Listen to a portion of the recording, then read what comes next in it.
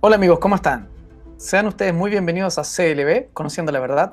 Mi nombre es Fernando y estoy muy contento de poder compartir con ustedes el día de hoy. Tengo dos temas muy interesantes que quiero tratar. Uno es la subversión y el otro es el marxismo cultural y cómo estos están afectando a día de hoy a nuestra sociedad. Ahora, para conversar sobre este tema, tengo un gran invitado y un amigo que es Carlos del canal Contracultura. Carlos, hola, ¿cómo estás? Hola Fernando, ¿qué tal? ¿Cómo estás tú? Muy bien por acá. Bien, bien, contento de poder tenerte nuevamente en nuestro canal. Hace rato que no teníamos la oportunidad de compartir un programa y en este caso un programa tan importante porque vamos a tocar un par de temas que están hoy en día muy presentes en nuestra sociedad. A pesar de que algunos no los notan, tú has sido capaz de detectar un poco cómo se ha infiltrado la subversión en nuestro país, en nuestra cultura y así también el marxismo cultural. Así que, ¿qué te parece si empezamos de inmediato con estos temas? Primero que todo, gracias por haberme invitado. Para mí siempre es un placer hacer los programas contigo, Fernando. Así que gracias por darme la oportunidad de estar aquí de nuevo y poder propagar este mensaje que encuentro tan importante en estos momentos. Bueno, Carlos en Contracultura, para que ustedes lo puedan seguir, amigos, ha tocado en extenso y en varios capítulos lo que es la subversión y el marxismo cultural. Pero nosotros quisimos hacer esto porque queremos que ustedes también aprendan a reconocerlo, comprendan su origen, pero a la vez también sepan cómo reconocerlo en el día a día. Por eso, Carlos, quiero partir con la primera pregunta, que se trata ni más ni menos que ¿en qué es la subversión? ¿Qué es básicamente la subversión, Carlos? Mira, la subversión está definida como un método de guerra no convencional. Cuando los ejércitos se atacan frente a frente, esa no es el tipo de guerra subversiva precisamente, sino que fue desarrollada por un chino que se llama Sun Tse, aproximadamente más de 2000 años antes de Cristo, y él formuló que lo importante y ¿cómo se llama? Un estratega inteligente, la mejor manera de derrotar a su enemigo era prácticamente sin enfrentarse a él. Entonces, en el fondo es un tipo de guerra no convencional, para ponerlo en palabras muy simples. Después, esto fue desarrollado en extenso por la KGB y se incorporó en varios tipos de conflictos dentro de los países de la órbita soviética, ¿ya? Como una manera de poder subvertir, mediante esta subversión, tomar control de esos países de la órbita soviética. Eso más o menos es la subversión, es un tipo de guerra no convencional para tomar control de otro país. Tú mencionabas los orígenes, ¿verdad? Profundicemos un poco en esos orígenes, Carlos, y cuál es la razón por la que empieza a aparecer, ¿verdad? A señalizarse en ese origen que tú mencionabas recientemente. Bueno, los orígenes de, como te decía, la subversión, podemos encontrarlos en la KGB, que fue quien desarrolló esto en más profundidad. Hay una persona clave en toda esta historia que es el agente Yuri Bezmenov, que yo lo he mencionado en varios capítulos de mis videos. Y Yuri Bezmenov fue un agente que en el fondo desertó de la KGB, en la época obviamente de la Unión Soviética, estamos hablando más o menos a fines de los años 70. Él desertó, se disfrazó de hippie y finalmente desertó de la Unión Soviética porque él se dio cuenta que todos los esfuerzos de la KGB, él estaba estacionado en India en ese momento, y todos los esfuerzos de la KGB eran en el fondo para hacerle un tremendo daño al país, y se dio cuenta él que en el fondo eran una tropa de asesinos. Entonces él dijo de la noche a la mañana: yo no quiero participar más en esto, y empezó a buscar la manera de salir. Posteriormente él llegó a Canadá y bueno, trabajó en diferentes medios, y él finalmente escribió un libro que se llama Cartas de Amor para América, y en ese libro él desclasificó de alguna manera estas tácticas subversivas y cómo estas tácticas subversivas estaban siendo aplicadas en la mayoría de los países de Occidente, especialmente en Estados Unidos, que en ese tiempo era el archienemigo, ¿cierto?, de Rusia.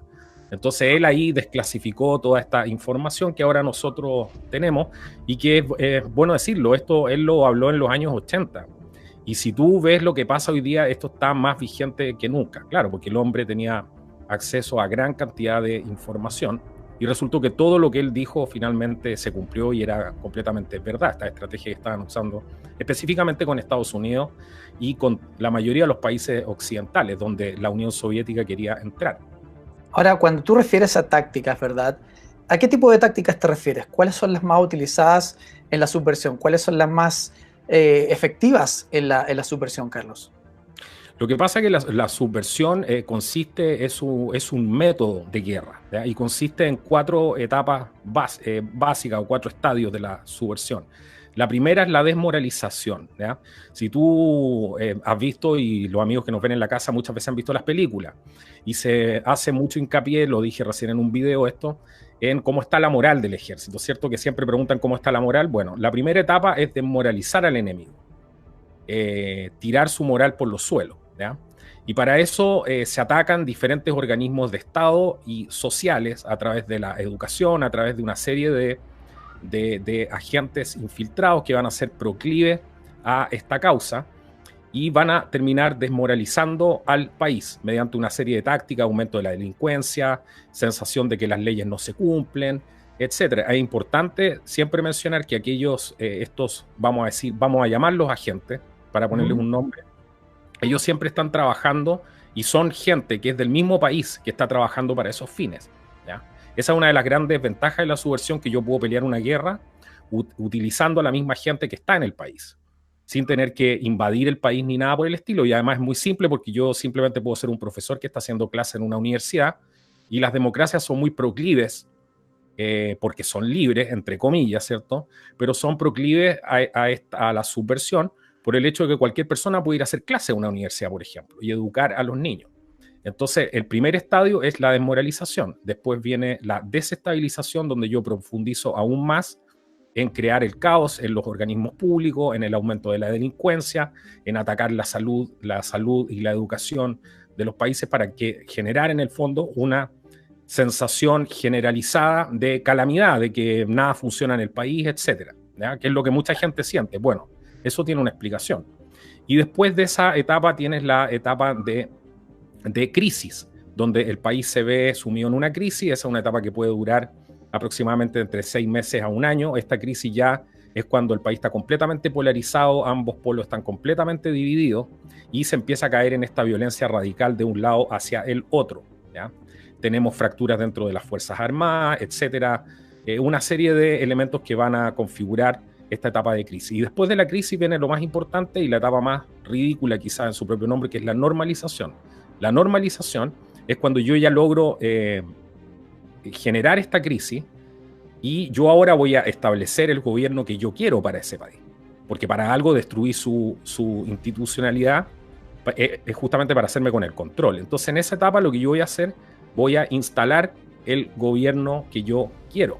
Y esa es la etapa de normalización. En este caso va a ser el gobierno del país que está efectivamente atacando a este país o subvirtiéndolo, ¿ya? Son 4 etapas que se van, digamos, escalonadamente produciendo en el país al que se quiere subvertir.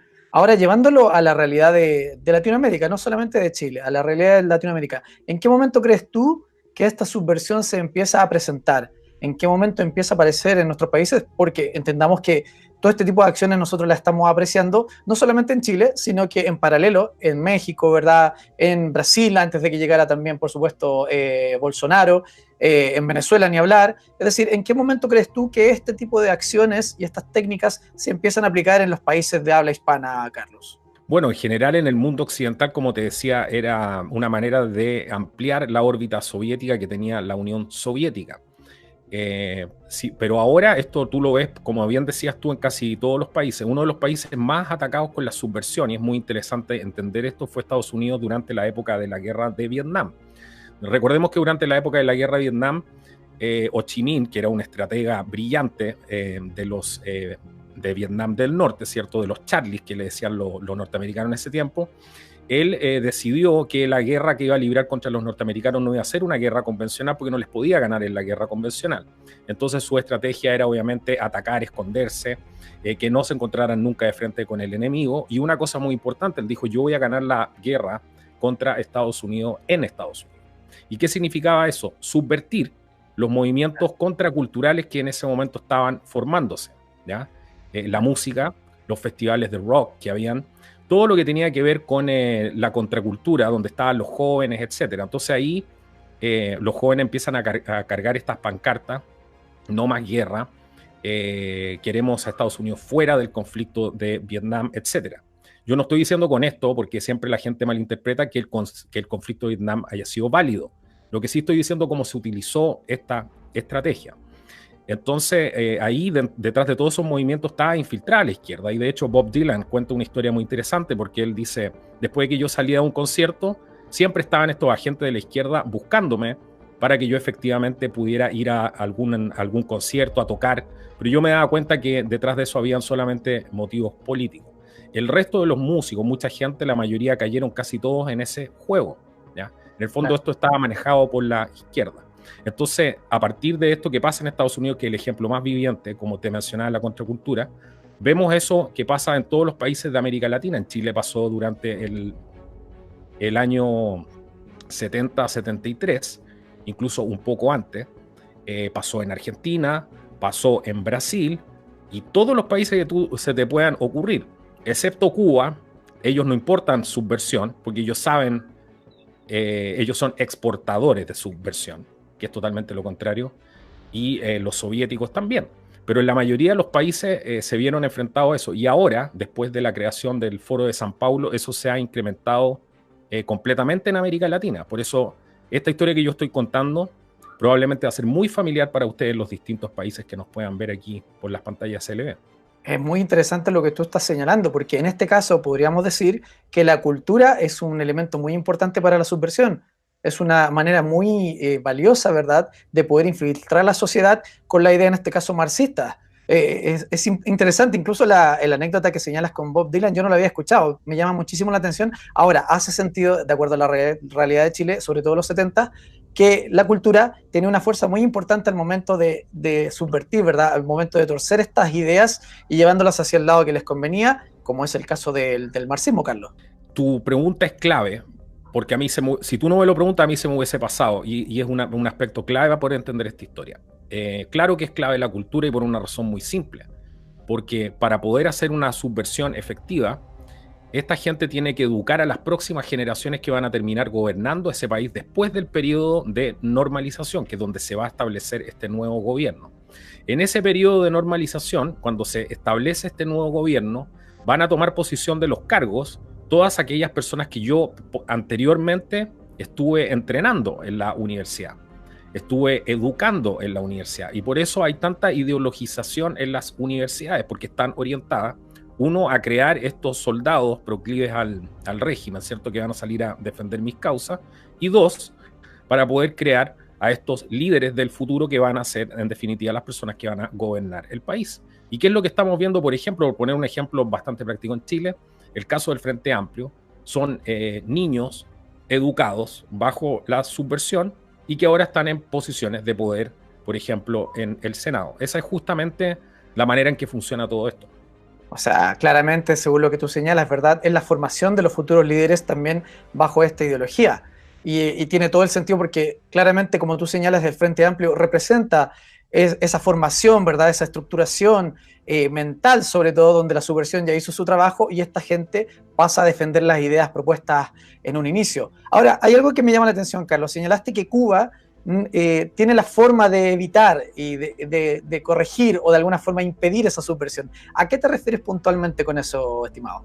Mira, antes de ir a ese punto, quiero hacer una pequeña aclaración que también es importante decirlo para que la gente lo sepa. Toda esta gente que me ayuda en el proceso subversivo, que están trabajando para esto sin saber para qué están trabajando, se les llama los tontos útiles o los useful idiots, según el lenguaje del señor Yuri Bezmenov, de este ex agente de la KGB.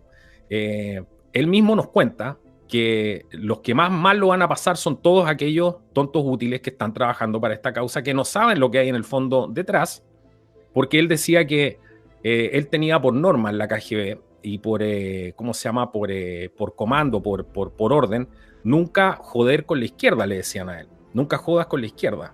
¿Por qué? Porque era gente que muchos de ellos saben demasiado, y él decía, esos son los primeros que vamos a terminar mandando al paredón, porque después que en el periodo de normalización, cuando yo tenga el nuevo gobierno, esa gente ya no me va a servir para nada, porque yo ya conseguí mi objetivo. Acuérdate que esa gente antes luchó por derechos, por una serie de cosas, enarboló las banderas de la democracia o lo que sea necesario para poder llegar a ese punto. Por lo tanto, después, cuando se van a encontrar con una dictadura brutal y todo eso, no les va a gustar, así que se van a transformar en los primeros enemigos del régimen. Esos siempre son los primeros enemigos del régimen y se llaman los famosos tontos útiles. ¿A quiénes reconocerías tú en Chile actualmente como los famosos tontos útiles que señala anteriormente Carlos? Bueno, a toda la gente que trabaja para la causa y que no sabe lo que está haciendo. Así de Perfecto. simple. Si tú Digamos. trabajas para esta causa y no conoces este plan que fue desclasificado no solamente por Betsmenov, sino por mucha gente más. Esto es una cosa, esto es un secreto a voces, no estamos sacando nada nuevo. Lo que pasa es que en español había muy poca información prácticamente de esto. Si eso es todo, si tú no conoces este plan y estás trabajando para esa causa, bueno, lo más probable que seas un tonto útil, o también es lícito no saber también, si tampoco hay que juzgar a las personas por... todos en nuestro momento hemos sido ignorantes también. Ok, me queda claro. Ahora lo que me interesa saber era la pregunta inicial que te había hecho respecto a Cuba. ¿Cómo evita esa subversión, por ejemplo, el régimen cubano, Carlos? Lo que pasa es que los países que conocen la subversión la usan como una herramienta, obviamente, de guerra psicológica, lo que se llama una guerra psicológica.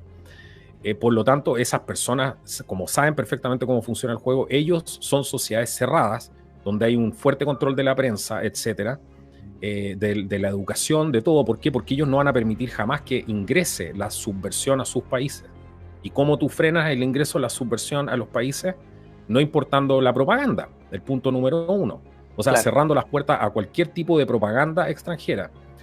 Para eso tienes que controlar los medios, para eso tienes que controlar la prensa, para eso tienes que controlar hasta la industria de la moda.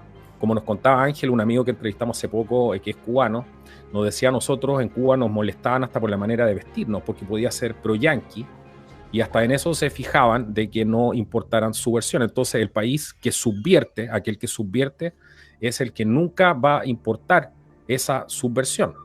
Por lo mismo, porque para ellos es un peligro. Y el grave problema de las democracias, que son sistemas fallidos en ese sentido, porque son proclives a importar subversión. Correcto, correcto. Ahora, entonces, eso que señalas tú es muy importante y da la justificación tal vez para entender de por qué Cuba es tan cerrado como lo es. Porque claramente evita esta subversión manteniendo cualquier posibilidad a través de la cultura, ¿verdad? A través de la sociedad, la posibilidad de ser infiltrado, como señalas tú. Ahora, te quiero llevar a un punto también relacionado... Lógicamente, ese punto que dices tú, lógicamente, es clave. O sea, ellos nunca van a permitir la importación de nada que pueda dañar su sistema, porque ellos saben perfectamente cómo funciona esto. El problema es que las democracias, como te digo, son proclives por el hecho de tener ciertas libertades que al final terminan jugando en contra. Bueno, es un poco lo que vivimos actualmente en nuestro país y tienes toda la razón. Es, por decirlo de alguna forma, el lado difícil de una democracia, porque no puedes controlar todo este tipo de acciones probablemente. Totalmente. Ellos se aprovechan justamente de que las democracias permiten ciertas libertades. Por eso yo creo en un sistema que tiene que ser mucho más fuerte para poder resguardar las libertades. ¿Qué es lo que vimos que pasó aquí, por ejemplo, en Chile en el año 73? Justamente se apretó la mano, producto de que el país estaba completamente subvertido y penetrado por esto. Los militares sabían cuál era la real amenaza. Los militares sabían que aquí la amenaza era la subversión. Esa era la real amenaza. La izquierda se dio cuenta posteriormente que la única manera de poder volver a retomar el control y el poder del país era utilizar los derechos humanos en favor de la causa. ¿Para qué? Para volver a entrar con ese discurso. Pero en el fondo lo que estamos viendo es que una izquierda que cada día se está transformando, mostrando su verdadera cara, y tú solamente ves violencia de parte de ellos. Nosotros podemos analizar, nos podemos sentar aquí a hablar tranquilamente de historia, etc. Tú del otro lado no ves lo mismo, porque a ellos los educan con violencia, y esa es la gran diferencia. Nosotros somos reaccionarios, terminamos reaccionando cuando nos hacen daño, y eso ya entra en el plano de la defensa personal. Bueno, es muy cierto lo que tú señalas. De hecho, el discurso de los derechos humanos está tan impregnado en todos los políticos, tanto del Partido Comunista, el Partido Socialista como el Frente Amplio, que en cada situación, en cada problema o en cada dificultad, son los primeros argumentos que salen a la palestra justamente. Ahora quiero llevarte al plano de la utilidad para las personas, nuestros amigos que están viendo este programa. ¿Cómo aprender a reconocer la subversión, amigo, para la gente que está escuchando este programa? ¿Cómo lo pueden hacer para reconocer, verdad, o oír o entender la subversión en el momento en que ellos la están viviendo o la están percibiendo? ¿Qué consejo le darías tú respecto a ese tema a la gente que nos está viendo? Otra pregunta clave, yo creo. O sea, lo primero es fijarse en el currículum de las personas por las que ustedes están votando. O sea, la ignorancia del pueblo chileno al haber elegido una persona como Michelle Bachelet como representante del gobierno de Chile fue una pendejada, literalmente, Sí. literalmente, porque esta persona venía de grupos terroristas. Entonces, ¿cómo se les ocurre haber elegido una persona que venía de grupos terroristas para dirigir la democracia de un país? ¿No te parece un poco irracional? Bueno, yo creo que lo primero hay que fijarse en el currículum de las personas, de que no estén metidas en actividades subversivas. Esta gente conoce perfectamente lo que es la subversión, saben de qué se trata. Yo te estoy hablando a ese nivel, ellos saben lo que están haciendo. A ese nivel ellos saben perfectamente lo que están haciendo. Lo que están haciendo es atentar contra nuestras democracias, aprovechándose de la fragilidad que también tienen estas democracias. Entonces, la manera más efectiva de evitarlo, primero, fíjense por quién están votando, número uno. Número dos, hablen en su casa de valores. Es importante lo que he dicho en miles de videos, retomar la conversación familiar con el vino tinto en la mesa, si es posible. Porque eso ayuda a reforzar los valores de la familia. Si los niños salen afuera van a ver que el ambiente está completamente pervertido, ¿cierto? Eso es lo que vemos cuando salimos por las calles en ciudades como Santiago, me imagino que debe ser mucho mayor. Por lo que he podido ver, ves que salgo, ha cambiado muchísimo Santiago los últimos años. Ya respiras un ambiente bastante denso. Todo ese ambiente, en parte, ese libertinaje, todo eso que se pretende incorporar en la sociedad, es parte de la subversión. Por eso es tan importante hablar en la familia, reforzar los valores familiares, y la gente que tiene redes sociales debe compartir contenido que sean pro familia, pro valores. Nos explicaba un amigo cubano también, que hay un programa muy bueno, lo invito a verlo en el canal Contracultura, pueden aprender muchísimo con dos episodios de ese programa, se llama ¿Quién es George Soros? Bueno, él nos explicaba técnicas que él aprendió en Hungría para combatir la subversión. Solo es propaganda pro valores, nada más, ni siquiera discutir con la gente que tiene estos pensamientos. No es el camino debatir con ellos, porque ellos siempre te van a llevar a un terreno en el debate donde te van a ellos poner la pregunta y te van a hacer que tú respondas lo que ellos quieren de alguna manera que responda. En el fondo, él nos explicaba que ellos siempre terminan ganando el debate, y explicaba que la única manera de ganar esto es con valores, es propagando cualquier tipo de información que sea pro patria, pro familia, que rescate las tradiciones, por ejemplo, mostrar nuestras tradiciones chilenas, mostrar todo lo que tenga que ver con nuestras costumbres, etcétera, nuestra familia. Es el mayor enemigo para ellos, cuando la gente se da cuenta de eso y propaga esa información, porque esa información no permite que entre la propaganda del otro lado, porque es propaganda. Bueno, eso que tú señalas es completamente correcto, y a día de hoy vemos la pérdida constante de valores, ¿verdad? Valores patrios, valores familiares también. Hemos perdido el concepto de familia día a día, y lo que se promueve en los medios de comunicación precisamente es ese desorden, es esa pérdida. Por lo tanto, lo que tú señalas creo que es el valor fundamental, sostener precisamente los valores familiares, los valores patrios, y tratar de mantenerlos y preservarlos por el bien justamente de nuestro país. Y otro punto que señalas que considero que es muy importante, y acá en CLB hemos estado tratando de luchar en favor de aquello, es de saber a quién elegir. Creemos que es muy importante que los chilenos podamos no cometer los errores del pasado, no volver a elegir a gente que nos termina destruyendo como sociedad, y por tanto poner atención en todos los parlamentarios, ¿verdad? En los senadores, en los diputados, y no solamente en el presidente, para saber quiénes son los que van a gobernar y que su plan de acción tenga directa relación con lo que queremos para nuestro país, Carlos. Exactamente, total y absolutamente de acuerdo contigo. O sea, la clave es esa. Creo que la política y quiero hacer un punto ahí, si me lo permite, creo que la política de Sebastián Piñera está completamente fracasada del punto de vista que él quería llegar a acuerdos con gente que está subvirtiendo el país. ¿Cómo tú vas a llegar a acuerdo con una persona que tiene un plan para destruir el país? O trabajas para ello, o simplemente eres demasiado ingenuo. Creo que eso es lo que estamos viendo hoy día, una derecha que está completamente subvertida, gente tremendamente ignorante dentro del Parlamento que no tienen idea de esto. Estas políticas vienen de afuera. Hoy día la que subvierte no es la Unión Soviética, sino que son los intereses globalistas usando estas mismas técnicas, y lo hace a través de las Naciones Unidas. Subversión sigue entrando a Estados Unidos, parte de la Unión Soviética. Putin finalmente ha mostrado su verdadera cara, que en Rusia siguen gobernando los mismos oligarcas rusos de siempre. Y Rusia, fíjate, es otro país que no deja entrar ningún tipo de subversión. Por eso es tan importante observar cuáles son los países que no dejan entrar subversión. Esos son los países que se convierten en los primeros sospechosos, de alguna manera, y que obviamente han utilizado estas técnicas. Entonces, como te digo, hoy día hay un intento de llegar a acuerdos con la gente que está haciendo esta subversión, y es algo tremendamente peligroso porque abren una ventana y empiezan a instalar ciertos temas, y ellos lo que quieren justamente es eso. No van a entrar con el tema completo, por ejemplo, con la ideología de género, lo que hicieron, sino que van a tratar de meterlo primero en niños de tal y tal edad y después lo van a bajar completamente a niños prácticamente completamente menores de edad.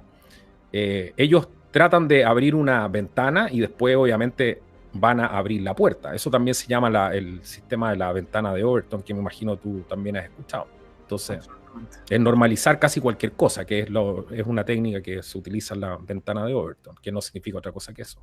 Yo creo que mucho de eso es lo que estamos viendo a día de hoy, cómo se están normalizando este tipo de acciones.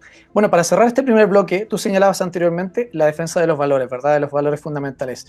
¿Hay alguna otra forma de detener la subversión? Actualmente, digamos, de la forma en que está imponiéndose en todos nuestros países, en toda Latinoamérica, ¿existe alguna forma, además, digamos, de fomentar los valores familiares, ¿verdad? Y los valores patrios? ¿Existe alguna otra manera de detenerla, Carlos?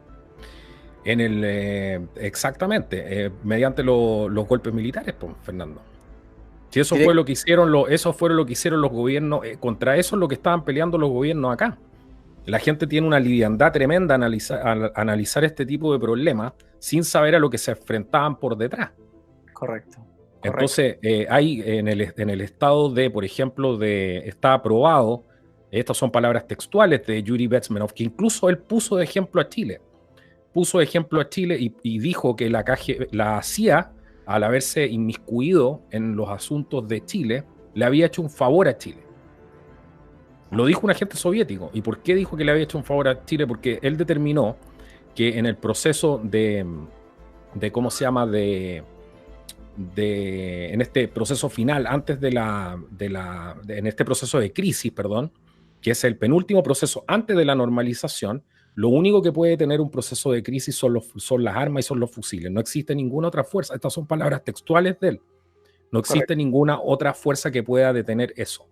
Es parecido a lo que pasa hoy día en Venezuela. ¿Tú crees que va a poder haber un cambio efectivo, una transición democrática, cuando efectivamente está prácticamente casi todo el país completamente subvertido? Mucha gente sabe que la única manera de sacar a Maduro es por la fuerza. Y es evidente. Absolutamente, absolutamente. De hecho, es muy probable que antes de una guerra civil la única opción que quede, ¿verdad?, sea la intervención militar, tal como se vivió acá en Chile. Y es la única solución probablemente luego de que toda la política termina por fallar. A propósito de lo que señalas de Venezuela, Carlos, tenemos una nota donde salimos a preguntarle a la gente qué opinaba respecto a la situación de Venezuela y puntualmente a quién prefería, a Maduro o a Guaidó. ¿Tú tienes alguna opción personal que quieras señalar?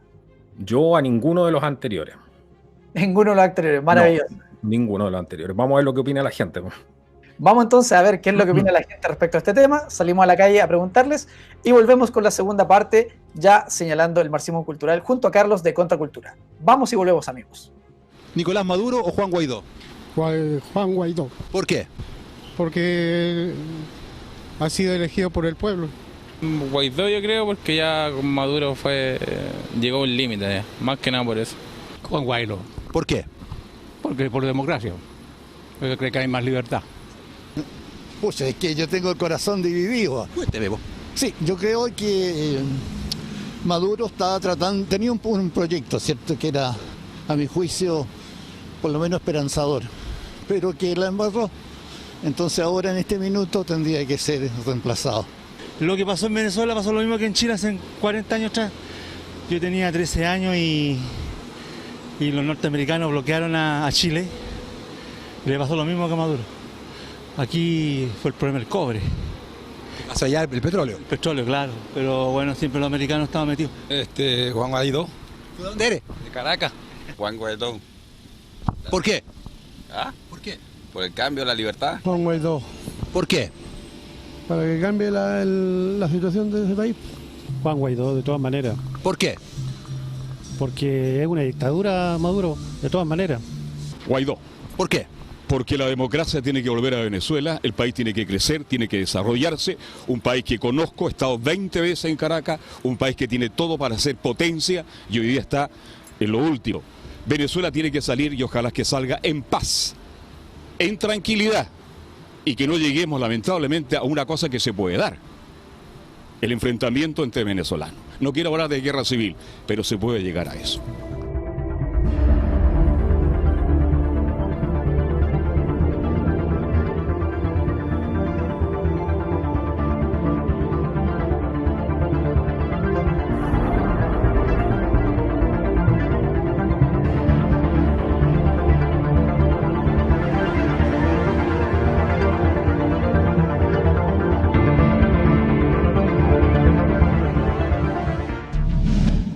Si te gustó el video que acabas de ver, no dudes en darle like, comentar y compartir. La información libre e independiente está aquí, en nuestro canal CLB Conociendo la Verdad.